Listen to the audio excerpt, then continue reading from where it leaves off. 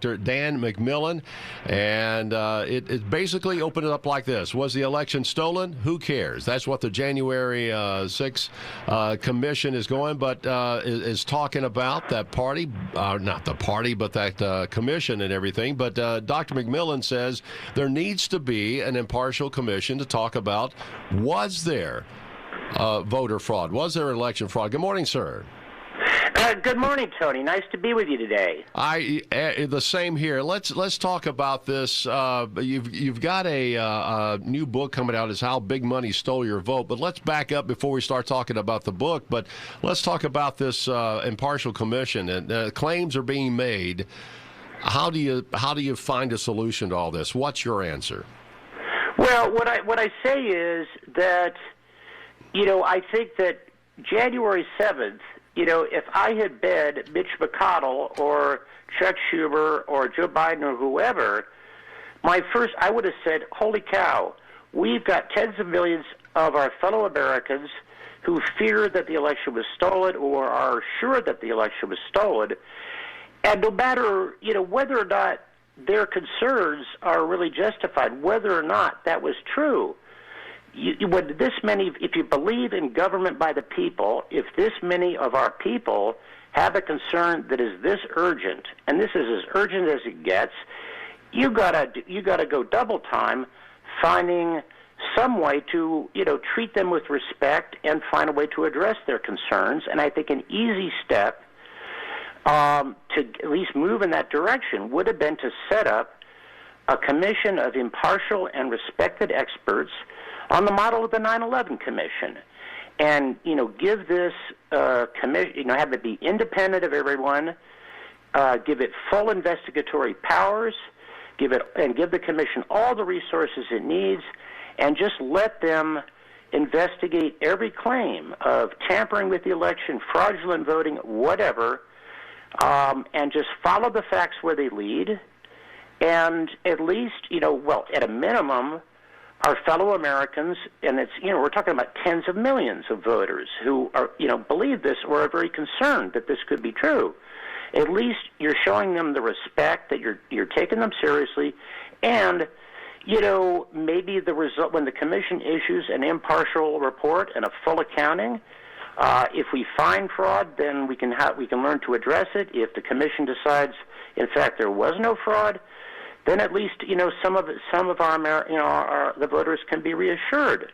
The fact that neither party seems to have even considered this step, to me, says volumes about how little respect our political leaders have for us, for the voters. And I think that the way they lost their respect for us is that for really decades now, instead of listening to us, they're listening to the high-dollar campaign donors who pay for their expensive election campaigns.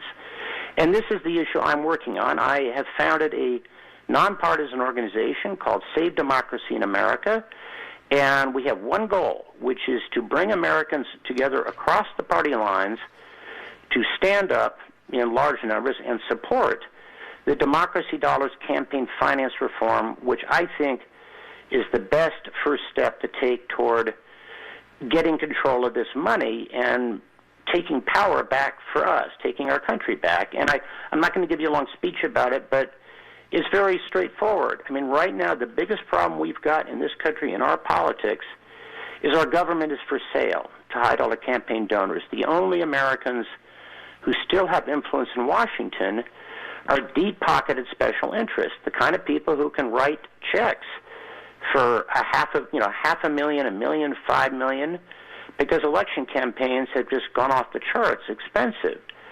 We can fix this problem by making ourselves the donors, making the voters the donors who really count, so that politicians will serve us.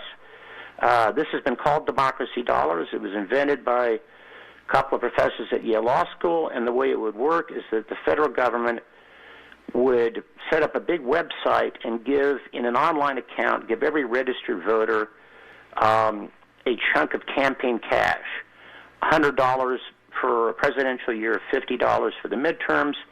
You can't take the money out and spend it. Instead, you go online and assign it to the party and candidates that you want to support. And if you fund it at that level, any serious candidate with something to say could raise more than enough money from us, from the voters, to fund an expensive, competitive campaign, and his or her opponent won't have much excuse for taking money from Big Pharma or Big Oil, from George Soros or Charles Koch or anyone else. And in that way, you know, when they go to Washington, our politicians will keep doing what they're doing now, namely taking care of their donors. But since we're the donors, well, then we have government by the people again. So, and I feel that this money, that, you know, the money in our politics has damaged our political system in all kinds of ways. It's turning Americans against each other. It's creating a lot of the anger between Republicans and Democrats. And it has also led our public officials to see us as children rather than as the thinking adults that we are. And I think the failure to create this commission and try to address, you know, this concern on the part of so many voters is a sign of the disrespect that they feel toward us that I think is a product of this money. So I'm sorry to have given you such a long speech and not letting you get a word in edgewise. So let me stop now and see what you have to say. No, actually, I'm taking it in because a lot of questions are forming in my mind. And do you think that something like this might actually get rid of the lifetime politician, the extremely, 40, 50-year person in our Congress? If it's done this actually, way? I don't want to get rid of people who serve 20, 30, 40 years in Congress. For me, the problem is not how long they serve. For me, the problem is what they have to do to get elected and stay elected. Gotcha. And the thing is, and look, we got a lot of problems in this country, and the years ahead could be pretty darn bumpy.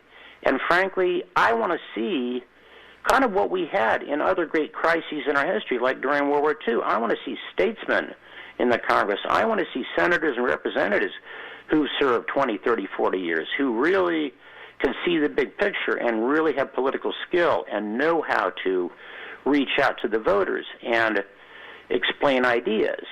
It's just that right now, instead of persuading us with ideas, because they can't do anything for us, because they're too busy taking care of their donors, all they do is look for ways to manipulate us, with slick advertising campaigns and catchy slogans. I mean, that's kind of one of the reasons why our politics has gotten so phony and so empty, is that, they can't come up with ideas for fixing health care or better schools for our children, because for every good idea out there, there is some donor or group of donors that can veto anything that might cut into their profits, might gore their financial ox. And this also may do away with the lobbyists as we know them now.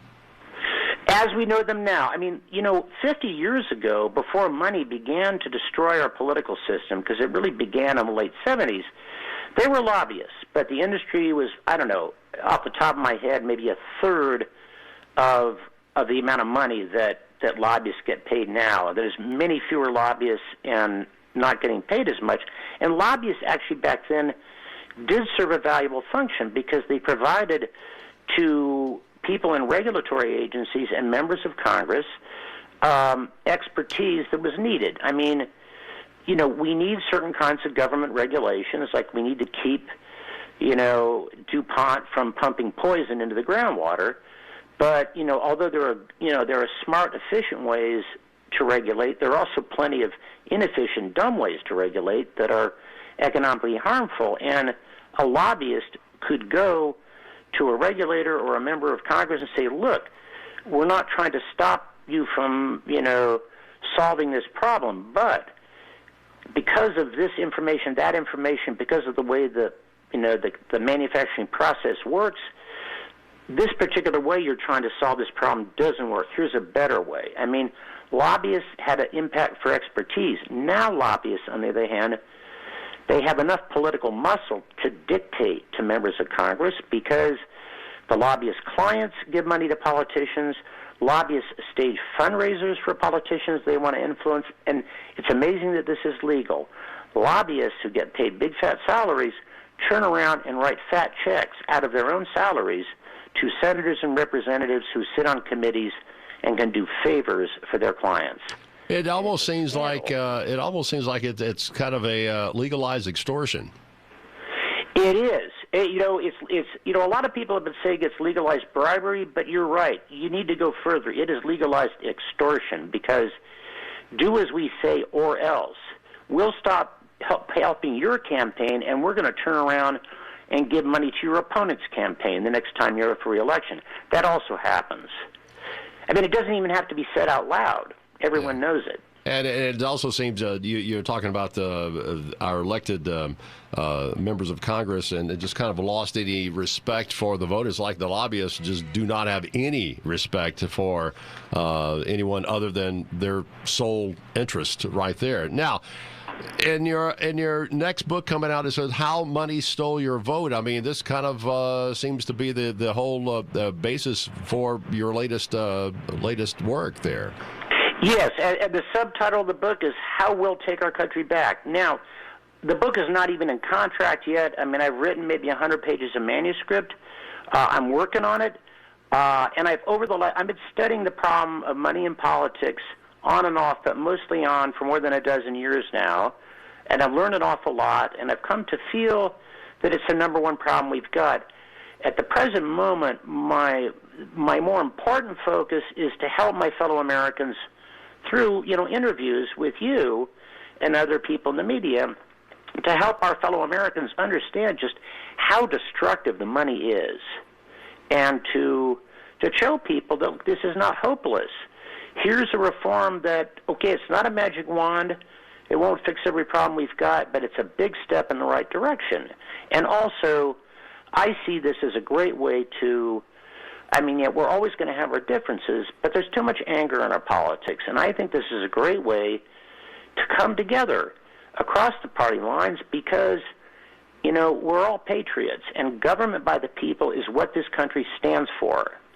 We invented it. Generations of Americans gave their lives to, strengthen government by the people, and not just for us, for all human beings. And this is something of which every American should be proud. This current money-driven political system, not only is it totally dysfunctional and unfair, it's un-American. It really is un-American in the most terrible sense of the word. All right, Dr. McMillan, I'm going to have to cut you off there. We've got some weather coming to the area, but, sir, give us a website folks can go to find out more about what you're trying to do. Thank you, Tony. Okay. Unfortunately, the URL is long, but here it is twice. SaveDemocracyInAmerica.org. Again, SaveDemocracyInAmerica.org. I think also if you just Googled my name, Dan McMillan, and Save Democracy, that would probably take you there as well.